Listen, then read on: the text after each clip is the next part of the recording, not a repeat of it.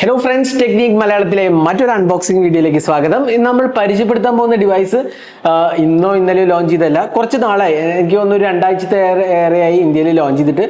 Redmi not 15ന്റെ മറ്റൊരു വേർഷനാണ് Redmi note 15SE. ഇത് special edition എന്നാണ്. ഇതിൽ കുറച്ച് ഫീച്ചേഴ്സ് കട്ട് ഡൗൺ ചെയ്തിട്ട്, എന്നാൽ പ്രൈസിലും വളരെയധികം കട്ട് ഡൗൺ വന്നിട്ടുണ്ട്. അറൌണ്ട് 19,999, അതായത് 20,000 രൂപയ്ക്കാണ് ഈ ഒരു ഫോണ് ലഭിക്കുന്നത്. അപ്പോൾ ഈ ഒരു പ്രൈസ് സെഗ്മെന്റിൽ എനിക്ക് തോന്നുന്നു കുഴപ്പമില്ലാത്ത ഒരു ഫോണാണെന്നാണ് എൻ്റെ ഒരു ഇത്. എന്നാൽ ഇതിൽ ചില കോംപ്രമൈസസ് ഉണ്ട്. അതെന്തൊക്കെയാണ്, ഇതിലെ ഹൈലൈറ്റിംഗ് ആസ്പെക്ട് എന്തൊക്കെയാണ്, എല്ലാം തന്നെ വിശദമായി ഈ വീഡിയോയിൽ പറയാം. അപ്പോൾ എപ്പോഴത്തെ പോലെ ഈ ചാനൽ ആദ്യമായിട്ടാണെങ്കിൽ ആ സബ്സ്ക്രൈബ് ബട്ടൺ ഒന്ന് പ്രസ് ചെയ്യുക. അതേപോലെ തന്നെ ബെൽ ഐക്കൺ ക്ലിക്ക് ചെയ്യുമ്പോൾ നിങ്ങൾക്ക് എല്ലാ വീഡിയോസിൻ്റെയും നോട്ടിഫിക്കേഷൻ കൂടെ ലഭിക്കുന്നതാണ്. അപ്പോൾ നമുക്ക് ആദ്യം തന്നെ ഇതൊന്ന് അൺബോക്സ് ചെയ്ത് വരാം. ഇതിൽ ഏറെക്കുറെ ഫീച്ചേഴ്സ് ഒക്കെ റെഡ്മി നോട്ട് 15ന്റെ പോലെയാണ്, എന്നാൽ ചെറിയ കോംപ്രമൈസസ് വന്നിട്ടുണ്ട്. കാരണം പ്രൈസ് ഒന്ന് കട്ട് ചെയ്യാൻ വേണ്ടിയുള്ള ചെറിയൊരു കോംപ്രമൈസസ് ഈ റെഡ്മി നോട്ട് 15SEയിൽ വന്നിട്ടുണ്ട്.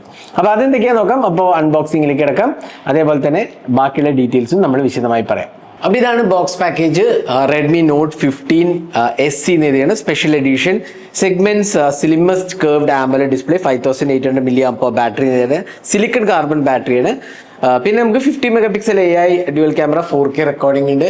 അതുകൂടാണ് നമുക്ക് വരുന്നത് powerful performance Snapdragon 6 Gen 3 EV grade battery, ഞാൻ നേരത്തെ പറഞ്ഞു. Curve display, 120 Hz 3200 nits of peak brightness, Dolby Atmos ഉണ്ട്, ഹൈറസ് ഓഡിയോ ഉണ്ട്, ഷവോമിന്റെ ഹൈപ്രോയിസ് 8256 വേരിയന്റ് ആണ്. അതേപോലെ തന്നെ 6/128 ഉണ്ട്, 8/128 ഉണ്ട്, 8/256 ഉണ്ട്. ക്രിംസൺ റിസർവ് എന്നാണ് ഈ കളറിന്റെ പേര്. ഇതാണ് ആ കളറിന്റെ പ്രത്യേകത.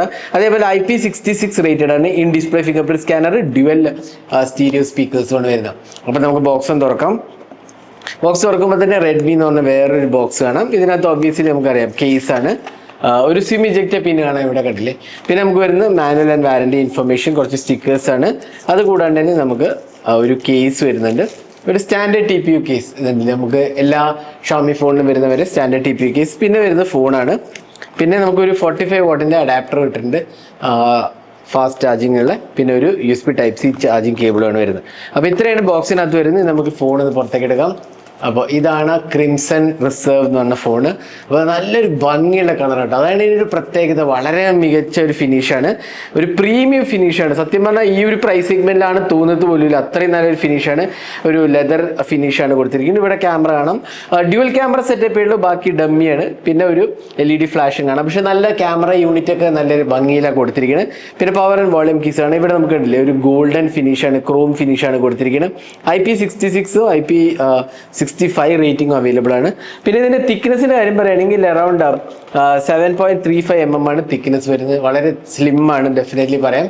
അതുകൂടാണ്ട് തന്നെ 182 grams ആണ് വെയിറ്റ് വരുന്നത്. അപ്പോൾ നല്ല ലൈറ്റ് വെയിറ്റ് ആണ്. ഇൻ ഹാൻഡ് എക്സ്പീരിയൻസ് ഒക്കെ നല്ലതാണ്. ഇതൊരു 6.77 ഇഞ്ചസ് ഡിസ്പ്ലേ ആണ് വരുന്നത്. പിന്നെ ഇവിടെ നമുക്ക് 50 MP ക്യാമറ, AI ക്യാമറ ചെയ്യണം. ഈ ഒരു ഫിനിഷ് എനിക്ക് വളരെ ഇഷ്ടപ്പെട്ടു. വളരെ നല്ലൊരു ഫിനിഷാണ് കൊടുത്തിരിക്കുന്നത്. പിന്നെ നമുക്ക് ഇവിടെ IR ബ്ലാസ്റ്റർ സ്പീക്കർ യൂണിറ്റ് കാണാം. പിന്നെ ഡിസ്പ്ലേയിലേക്ക് വരുമ്പോൾ നമുക്ക് 6.77 ഇഞ്ചസ് ഡിസ്പ്ലേ ആണ്. പിന്നെ ഓവറോൾ ബിൽഡ് ക്വാളിറ്റി നല്ലതാണ്. ഫിറ്റ് ആൻഡ് ഫിനിഷ് ഒക്കെ വളരെ നല്ലതായിട്ട് തോന്നി. ഇവിടെ സിം ട്രേ ആണ്, USB Type-C പോർട്ട് ആണ്, സ്പീക്കർ യൂണിറ്റ് ആണ്. പിന്നെ കർവ് ഡിസ്പ്ലേ ആണ്, പഞ്ച് ഹോൾ സെൽഫി ക്യാമറയാണ് വരുന്നത്. അപ്പോൾ ഇത്രയാണ് ഇതിൻ്റെ ഡിസൈൻ ആസ്പെക്ട് കളിച്ച്. ഇനി ഡിസ്പ്ലേയിലേക്ക് വരുമ്പോൾ 6.77 ഇഞ്ചസ് ആമോലെഡ് ഡിസ്പ്ലേ. പിന്നെ ഇതിനകത്ത് വരുന്നത് DCI-P3 കളർ ഗാമറ്റാണ് വരുന്നത്. 120 Hz റിഫ്രഷ് റേറ്റ് ആണ്. അതുകൂടാണ്ട് തന്നെ നമുക്ക് കിട്ടുന്നത് 3200 nits ഓഫ് പീക്ക് ബ്രൈറ്റ്നസ് ആണ് വരുന്നത്.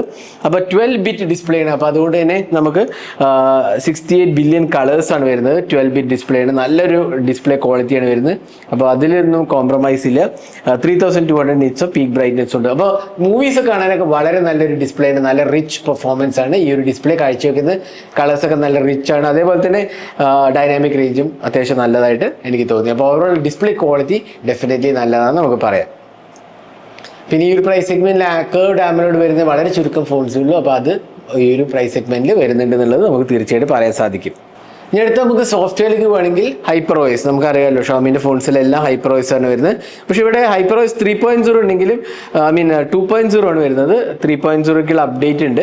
പക്ഷേ ഒരു ഡിസപ്പോയിൻറ്റിങ് ആസ്പെക്ട് എന്താ വെച്ചാൽ ഇത് Android 15 ആണ് ഇപ്പോഴും റൺ ചെയ്യുന്നത് എന്നുള്ളതാണ്. അതായത് ഈ കഴിഞ്ഞ മാസം ഇറങ്ങിയ ഫോണാണെങ്കിലും ആൻഡ്രോയിഡ് 15 ആണെന്നുള്ളതാണ്. അത് HyperOS 2.0 ആണ് വരുന്നത്. അപ്പോൾ അതിലേക്കുള്ള അപ്ഡേറ്റ് വന്നോന്ന് എനിക്കറിയില്ല, നമുക്ക് ചെക്ക് ചെയ്യേണ്ടി ഇരിക്കുന്നു. അപ്പോൾ നമ്മൾ അൺബോക്സ് ചെയ്തിട്ട് നോക്കിയിട്ടില്ല. എന്താണെങ്കിലും ആൻഡ്രോയിഡ് 15 ആണ് ഔട്ട് ഓഫ് ബോക്സ് വരുന്നത്. പിന്നെ സോഫ്റ്റ്വെയർ എക്സ്പീരിയൻസ് പറയുക ഒബ്വിയസ്ലി HyperOSന്റെ എല്ലാ ഫീച്ചേഴ്സ് തന്നെ നമുക്ക് ഇവിടെയും കിട്ടുന്നുണ്ട്. കാര്യമായ ഇഷ്യൂസ് ഒന്നുമില്ല. ബ്ലോട്ട് വേസ് ഒരുപാടുണ്ട്, ബഡ്ജറ്റ് ഫോണാണല്ലോ, അപ്പോൾ ബ്ലോട്ട് വേസ് ഉണ്ട്. പക്ഷെ നമുക്ക് അതെല്ലാം അൺഇൻസ്റ്റാൾ ചെയ്ത് കളയാന്നുള്ളതാണ് ഇതിൻ്റെ അഡ്വാൻറ്റേജ്. നമുക്ക് എളുപ്പത്തിൽ തന്നെ ഇതെല്ലാം അൺഇൻസ്റ്റാൾ ചെയ്ത് കളയാം. അപ്പോൾ ഫോൺ വാങ്ങിക്കഴിഞ്ഞത് ഒന്ന് ക്ലീൻ അപ്പ് ചെയ്യണമായിരിക്കും നല്ലത്, അല്ലെങ്കിൽ കുറേ അൺവാണ്ടഡ് നോട്ടിഫിക്കേഷൻസ് എല്ലാം വരും. അപ്പോൾ ഇതൊക്കെ ഒന്ന് ക്ലീൻ അപ്പ് ചെയ്താൽ നല്ലൊരു UI എക്സ്പീരിയൻസ് ആണ്, ഡെഫിനറ്റ്ലി പറയാൻ സാധിക്കും. ഓവറോൾ കുഴപ്പങ്ങളൊന്നും ഇല്ലാത്ത ഒരു UI ആണ്. അപ്പോൾ HyperOSന്റെ നമുക്കറിയാലോ എല്ലാ നോട്ടിഫിക്കേഷൻ ടോഗിൾസ് ഒക്കെ ആണെങ്കിൽ നല്ല ഒരു ഡിസൈൻ ലാംഗ്വേജ് ഒക്കെ തന്നെയാണ് ഫോളോ ചെയ്തിരിക്കുന്നത്. അപ്പോൾ HyperOS ഓവറോൾ നല്ലൊരു എക്സ്പീരിയൻസ് ആണ് ഇതിൽ കാഴ്ചവെക്കുന്നത്. വേറെ ഇഷ്യൂസോ ലാഗ്സോ അങ്ങനെ ഒന്നും തന്നെ ഞാൻ നോട്ടീസ് ചെയ്തിട്ടില്ല. നമുക്ക് ഇതിന്റെ പെർഫോമൻസിലേക്ക് പോകാം. Snapdragon 6 Gen 3 ചിപ്പാണ്. അഗെയിൻ ഇതൊരു ലേറ്റസ്റ്റ് ചിപ്പാണോ വെച്ചല്ല, എന്നാലും ഒരു എൻട്രി ലെവൽ ടു മിഡ് റേഞ്ചിന്റെ ചിപ്പാണ്. ഇൻഫാക്ട് സ്നാപ്ഡ്രാഗൺ 6 Gen 4 ഉണ്ട്, ഇത് Gen 3 ആണ് വരുന്നത്. ഇനി ഇതിന്റെ ആന്റിറ്റ്യൂഡ് സ്കോർ പറയുക അറൌണ്ട് 8.5 ലക്ഷം, 8 to 8.5 ലക്ഷമാണ് ആന്റിറ്റ്യൂഡ് സ്കോർ. അപ്പോൾ 20,000 രൂപയുടെ ഫോണിന് എനിക്ക് തോന്നുന്നു അത് കുഴപ്പമില്ലാത്ത ഒരു സ്കോറാണ്, പ്രശ്നമില്ല. LPDDR4X RAM, UFS 2.1 ആണ് വരുന്നത്. ഇൻഫാക്ട് 2.2 സ്റ്റോറേജ് ആണ് വരുന്നത്. 2.2 പ്രൈസ് സെഗ്മെന്റിൽ 3.1 ഉള്ള ചില ഫോൺസ് ഉണ്ട്. എന്നാലും 2026 കാര്യം നോക്കുമ്പോൾ ഒട്ടുമിക്ക ഫോൺസും 2.2 പോവാണ്. അപ്പോൾ അതൊരു 3.1 കൊടുക്കാമായിരുന്നു എനിക്ക് തോന്നുന്നു. പിന്നെ ഇതിനകത്ത് എന്താ പറയുക, ഡ്യുവൽ സ്റ്റീരിയോ സ്പീക്കേഴ്സ് ആണ്, അതിലേക്ക് വരാം ഞാൻ. എന്നാലും ബാക്കിയുള്ള കാര്യങ്ങളൊക്കെ കുഴപ്പമില്ല. പെർഫോമൻസിന്റെ സൈഡ് പറയുക വെച്ചാൽ ഡേ ടു ഡേ ടാസ്ക് ഒക്കെ വളരെ സ്മൂത്ത് ആണ്. Redmi Note 15 പോലെ തന്നെ എനിക്ക് അതിൽ ഇഷ്യൂസ് ഒന്നും ഉണ്ടായിരുന്നു, നല്ല സ്മൂത്ത് എക്സ്പീരിയൻസ് ആയിരുന്നു, കുഴപ്പങ്ങളൊന്നുമില്ല. പിന്നെ എഗെയിൻ നേരത്തെ ഞാൻ പറഞ്ഞ പോലെ ഇതിൽ വലിയൊരു ഡൗൺ സൈഡ് എന്ന് പറഞ്ഞാൽ ആൻഡ്രോയിഡ് 15 വരുന്നുള്ളൂ എന്നുള്ളതാണ്. ആൻഡ്രോയിഡ് 16 ഇല്ല എന്നുള്ളതാണ് ഒരു പോരായ്മ. അഗെയിൻ അപ്ഡേറ്റ് സൈക്കിൾ ഉണ്ട്, അതിൽ കുഴപ്പമൊന്നുമില്ല. എന്നാലും ഇതിനകത്ത് ആൻഡ്രോയിഡ് 16 കൊടുക്കാമായിരുന്നു ബൈ ഡീഫോൾട്ട്. അതും ഒരു ഏപ്രിലിൽ ഇറങ്ങിയ ഫോണാകുമ്പോൾ ഡെഫിനറ്റ്ലി ആൻഡ്രോയിഡ് 16 കൊടുക്കാമായിരുന്നു എനിക്ക് തോന്നുന്നു. അപ്പോൾ അതാണ് performance. Again day to day task ഒക്കെ വളരെ സ്മൂത്ത്, ലാഗോ ഇഷ്യൂസ് അങ്ങനത്തെ ഒരു കാര്യങ്ങളും ഇല്ല. അത് നല്ലൊരു എക്സ്പീരിയൻസ് ആണ്. അഗെയിൻ ഇതൊരു ഗെയിമിംഗ് സെൻട്രിക് ഡിവൈസ് ആണെന്ന് എനിക്ക് തോന്നുന്നില്ല. 20,000 രൂപ ഉണ്ടെങ്കിലും ഗെയിമിംഗ് ഒക്കെ മോഡറേറ്റ് തരത്തിൽ കളിക്കാമെന്നല്ലാണ്ട് ഇതൊരു ഗെയിമിംഗ് സെൻട്രിക് ഡിവൈസ് അല്ല. അപ്പോൾ ഇതാണ് പെർഫോമൻസിന്റെ കാര്യം പറയുകയെങ്കിൽ. പിന്നെ ഇതിനകത്ത് ഡ്യുവൽ സ്റ്റീരിയോ സ്പീക്കേഴ്സ് ആണ്. അപ് ടു 300% വോളിയം നമുക്ക് ഇൻക്രീസ് ചെയ്യാനുള്ള ഓപ്ഷൻ ഉണ്ട്, അതൊരു ഒബ്വിയസ്ലി ഒരു ഫീച്ചറാണ്. പിന്നെ ഇതിനകത്ത് ഡോൾബി അറ്റ്മോസ് സപ്പോർട്ടും ഇൻക്ലൂഡഡ് ആണ്. അതൊന്നും ഈ പ്രൈസ് സെഗ്മെന്റിൽ സാധാരണ വരാത്ത കാര്യങ്ങളാണ്, അപ്പോൾ അതും ഇൻക്ലൂഡഡ് ആണ്. അപ്പോൾ നല്ലൊരു വോളിയം ഡ്യുവൽ സ്റ്റീരിയോ സ്പീക്കേഴ്സ് ഈ പ്രൈസ് സെഗ്മെന്റിൽ കിട്ടുന്നുണ്ട്. ഇനി നമുക്ക് ഇതിന്റെ ക്യാമറയിലോട്ട് പോകാം. ഒരു 50 മെഗാപിക്സൽ ലൈറ്റ് 100-400 സെൻസറാണ് വരുന്നത്. Light 100-400 സെൻസറാണ്, 50 megapixel. പിന്നെ 2 മെഗാപിക്സൽ ഡെപ്ത് സെൻസറാണ് കൊടുത്തിരിക്കുന്നത്. പിന്നെ 20 മെഗാപിക്സൽ സെൽഫി ക്യാമറയാണ് വരുന്നത്. ഇനി റിയർ ക്യാമറയിൽ നമുക്ക് 4K 30 FPS ഫുട്ടേജ് ഷൂട്ട് ചെയ്യാം. ഫ്രണ്ട് ക്യാമറയിലാണ് 1080p റെസൊല്യൂഷനെ സപ്പോർട്ടഡ് ഉള്ളൂ. അപ്പോൾ അതാണ് ക്യാമറയുടെ കാര്യം പറയുകയാണെങ്കിൽ. അപ്പോൾ ഓവറോൾ 50 മെഗാപിക്സൽ ക്യാമറ അത്യാവശ്യം കുഴപ്പമില്ലാത്ത ഒരു എക്സ്പീരിയൻസ് നൽകുന്നുണ്ട്. അപ്പോൾ നമുക്ക് കുറച്ച് ക്യാമറ സാമ്പിൾസ് കൂടി കാണാം. എനിക്ക് തോന്നുന്നു കുഴപ്പമില്ലാത്തൊരു ഡീസൻറ്റ് എക്സ്പീരിയൻസ് കിട്ടുന്നുണ്ട് 50 മെഗാപിക്സൽ. ഓവറോൾ ക്വാളിറ്റിയുടെ കാര്യം പറയുകയാണെങ്കിൽ സ്നാപ്ഡ്രാഗൺ 6 Gen 3 പ്രോസസിംഗ് എബിലിറ്റീസ് കുഴപ്പമില്ലാത്തതുകൊണ്ട് ഈവൻ Redmi Note 15 അത്യാവശ്യം നല്ല ക്വാളിറ്റി ഉണ്ടായിരുന്നു. അത് 108 മെഗാപിക്സൽ ക്യാമറ ആയിരുന്നു, ഇത് 50 മെഗാപിക്സൽ ആണ് എന്നുള്ള ഡിഫറൻസ് ആണ് SCയും മെയിൻ Redmi Note 15 ആയിട്ട് നോക്കുകയാണെങ്കിൽ. എന്നാലും ക്യാമറ സാമ്പിൾസ് എനിക്ക് അത് അത്യാവശ്യം കുഴപ്പമില്ലാത്ത രീതിയിൽ വന്നിട്ടുണ്ടെന്ന് പറയാം.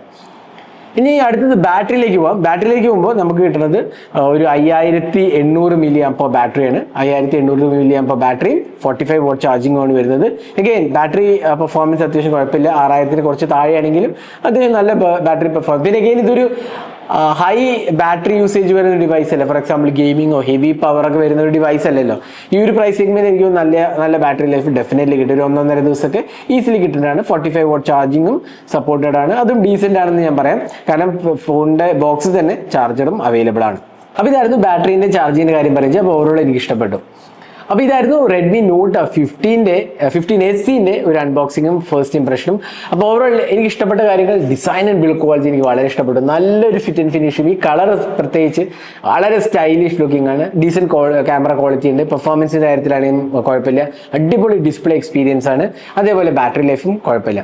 ഇതിൻ്റെ ഡൗൺ സൈഡ്സ് എന്തൊക്കെയാണെന്ന് പറയാ വെച്ചാൽ ഒബ്വിയസ്ലി UFS 2.2 ഉള്ളൂ എന്നുള്ളതാണ്. പക്ഷേ മേജർ ഇത് ആൻഡ്രോയിഡ് 15 ഉള്ളൂ എന്നുള്ളതാണ് ഒരു മേജർ ഡൗൺ സൈഡ്. അപ്പോൾ 19,999 രൂപയാണ് ഈ ഇതിൻ്റെ വില. കാർഡ് ഓഫേഴ്സ് ഒക്കെ അവൈലബിൾ ആണ്. അപ്പോൾ നിങ്ങൾക്ക് പോയി മേടിക്കാവുന്നതാണ്. അപ്പോൾ നിങ്ങളുടെ അഭിപ്രായങ്ങൾ പറയുക. ഇതിൻ്റെ Redmi Note 15SC ഇതിനെക്കുറിച്ചുള്ള അഭിപ്രായങ്ങൾ കമൻറ്റ് സെക്ഷനിൽ പോസ്റ്റ് ചെയ്യുക. ഇതേപോലത്തെ കൂടുതൽ ടെക് വീഡിയോസിനായി ഈ ചാനൽ സബ്സ്ക്രൈബ് ചെയ്യുക. Thanks for watching. Hope to see you next video. Have a great day.